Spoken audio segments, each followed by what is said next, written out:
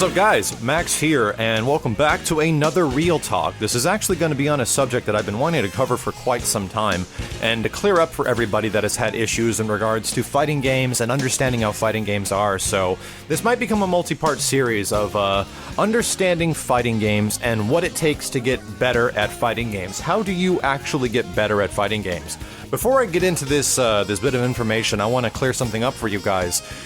I'll break this secret off right now. The way you get good at fighting games is you play a fighting game a lot. You get used to your character and you play a huge variety of opponents. This only happens to certain people, which is why there's not a huge compendium of people that are really good at fighting games, is because not all the netcode in all these fighting games is amazing, and it's not something like StarCraft or League of Legends where you can play whoever you want, anywhere you want, in any desired connection, and that's just how it goes, you know what I mean? So there's only a small amount of people that end up being super good at these games, and that's why they get a lot of attention, because they put the time in, and they put the time into finding people. That's the huge secret about getting really good at fighting games or becoming top-level EVO competitors, for anybody that's really wanting to know.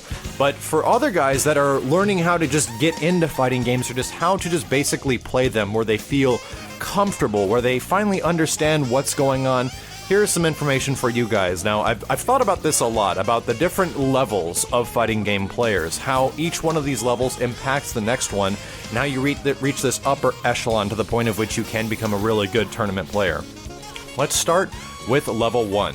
Level 1 begins at the very, very beginning, which is just understanding a character. You pick one character in a fighting game that you start off with, you choose whether or not you like the way the character moves, the special moves they have, and you make a decision of whether or not you want to stay with them.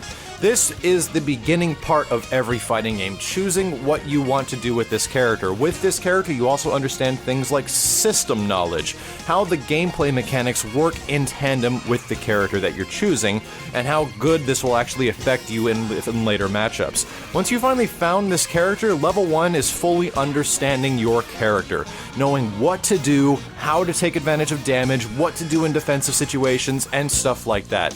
What I call this is like the in tandem effect. Your mind and your hands are completely in tandem with the character on screen, and you have this thing called execution percentage, quote unquote, of how effectively you can do the things that you want to do to how many times you try to do them. If that doesn't make any sense, it essentially means that whatever you want to do with the character in your head, are you actually able to perform that? And for people that spend a lot of time with their characters, they actually reach the character's maximum potential, and by that time they usually move on to other characters and study like the little innards of things with that character.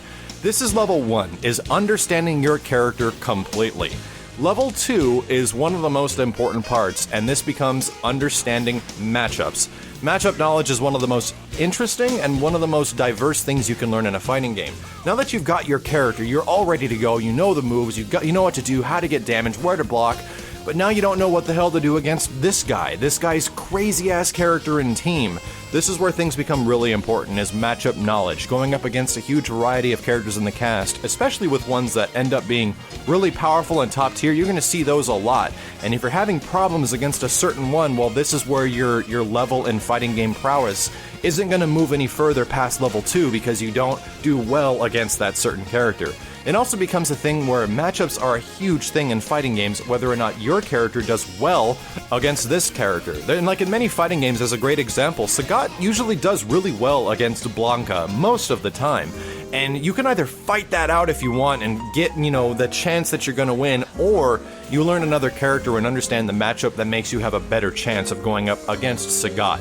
This level 2 area of fighting games is really important because this comes down to understanding character variety and understanding what you have to do to get a win in a situation where the character you might really like doesn't have that good of a chance. Essentially, as the lower your percentage gets of winning, the harder things are going to get to actually pull out victories, and you're going to have to get pretty lucky and hope that the other person messes up.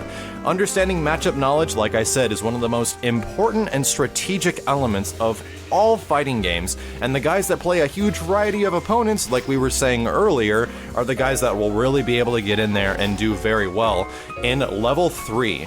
Now, level 3 is the upper echelon. echelon. People that are actually in level 3 are pretty uncommon. There is not many guys out there that can fill this gap, where you can take everything you've learned of level 1 and everything you've learned of level 2. Essentially, level 3 is your opponent knowledge, understanding what your opponent does, being able to mix them up based around certain strategy, and actually taking their methods and their habits and using it against them. This is also known as adaptation, adapting to how your player or the person you're fighting against plays and using it to your advantage, and then counter-adapting to the stuff that you're doing. This is super high level stuff, and it's also known as something called Yomi, which is essentially the ability to predict what your opponent is going to do in Japanese terms. Guys that are really good at this are guys like Daigo, as an example. He seems just to be able to get into people's heads, and you have no idea how he got there and how the hell he's supposed to get out. Like, you cannot take residence in my brain, sir. I feel like I'm being violated. This is the stuff that fighting game legends are made of. You've taken everything you understand about level 1, you know absolutely everything there is to know about that character you're playing, or a multitude of characters. You understand the matchup knowledge, you know how this is gonna go, you know the stuff that they're gonna be looking for. This guy always wants to do that stuff, and I know how to counteract it. But then you get into level 3, where that's almost all thrown out the window, and it all becomes mind games. Everything becomes a huge mind game between person 1 and person 2, because they understand everything about level 2 and level 1.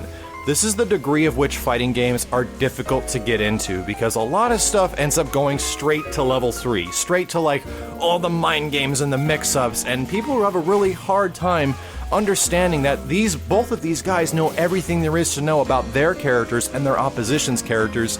So it's going to be difficult to try to like tell somebody about this, because they don't understand what has gone on between level 2 and level 1, between all that knowledge that has taken them to get to level 3. So hopefully you guys understand a bit more about fighting games. For a lot of you guys that ask me, Max, how do I get into fighting games? What do I have to do to actually get better at this stuff? Well, playing online is a pretty nice asset depending on how good the online works for your fighting game, but at the same time, the amount of time you put into your characters, the amount of time you put into training mode, how much time you actually apply to playing a variety of people in whatever environment is going to help you a lot. I mean, my experience for one of my favorite fighting games of all time, which is Street Fighter III Third Strike, ends up coming from a lot of time playing a really crappy online mode many years ago. So it's possible, guys. It's possible for you to get good at fighting games. I was not that good at Third Strike for a very long time, and I was inspired by the Daigo Parry video to get extremely good at the game. And that's what it also takes between level 1 and level 2 and level 3. The one thing that you might need to find, like, what is your inspiration, and we talked about this in the previous Real Talk, which is your desire to win. What is your inspiration for getting good at a fighting game? What makes you want to do it? Personally, for myself, it's to look cool. It's to have the characters that you're using to look totally freaking awesome when executing combos and commands and understanding what the other person is doing. There are very few games where I'm actually in the level 3 area, where you completely understand what the other person is up to and what the characters are available to do. So it's an upper echelon, and I almost say that there's a level 4 beyond that, but we should probably just hold off right here. If you guys understand, if we want to recap, level 1 is understanding characters, their abilities, their attributes, their moves. Level 2 is understanding the matchups, how good your character does against the variety of the cast in the game. And level 3 takes into account both level 1 and level 2 and starts working into mind games and your opponent knowledge, what your opponent is actually used to doing. Hopefully this helps you guys out when understanding a bit more about fighting games. If there's any other questions you have about learning fighting games or what you can do to get a little bit better, I'd appreciate a comment below, and I'll try to tackle it in a later episode of Real Talk. My name is Maximilian, and I'll see you next time.